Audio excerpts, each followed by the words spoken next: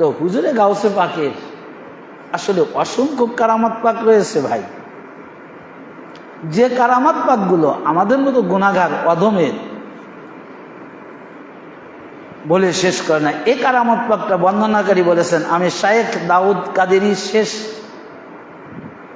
কবিরকে বলতে শুনেছি যে এক ব্যক্তি হুজুরে গাউসে পাকের সমীপে উপস্থিত হয়ে নিবেদন করল যে এ উচ্চ দরবার হলো অভাব সমূহের কেবলা, অসহায়দের আশ্রয় স্থল। হুজুরে গাউসে পাকের যে দরবার পাক ছিল অভাবের কেবলা এবং আশ্রয় স্থল। নিশ্চয়ই আমি সেই দরবারে আবেদন করছি একটি সন্তানের জন্য, এবং সেই সন্তানটা হবে কি ছেলে সন্তান। তো হুজুরে গাউসে পাক বললেন, তুমি যা চাও তার জন্য মহান আল্লাহ পাকের দরবারে আমি দোয়া করছি, মহান আল্লাহ তাআলা তোমার মনের আশা পূর্ণ করবে। এই কথা শুনে লোকটি প্রতিদিন তার দরবারে উপস্থিত হতো। মহান আল্লাহ তাআলার নির্দেশে তার একটা কন্যা সন্তান হলো।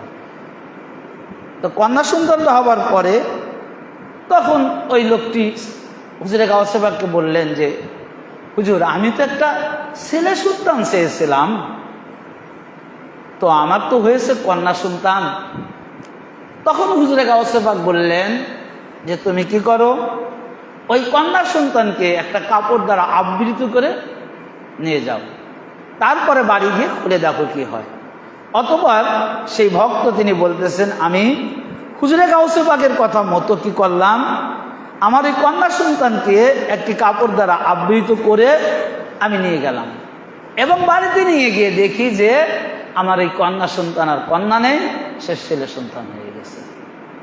এটা হলো ওলিদের মর্যাদা, ওলিদের পাওয়ার। আরে হুজুরে গাউসে পাক এমন ওলি ছিলেন যে তিনি যখন কোনো জায়গার কোনো স্থানের বা কোনো স্থানের খোঁজ খবর নেওয়ার ইচ্ছা পোষণ করতেন, তিনি মুরাকাবায় বসে যেতেন। মুশাহাদার মাধ্যম দিয়ে তিনি তামাম কুল কায়নাতকে চোখের পলকে তিনি সমস্ত জাহানের সমস্ত জায়গার খবর নিতেন। কে? হুজুরে গাউসে পাক। কি করে? মুরাকাবা মুশাহাদার মাধ্যম দিয়ে।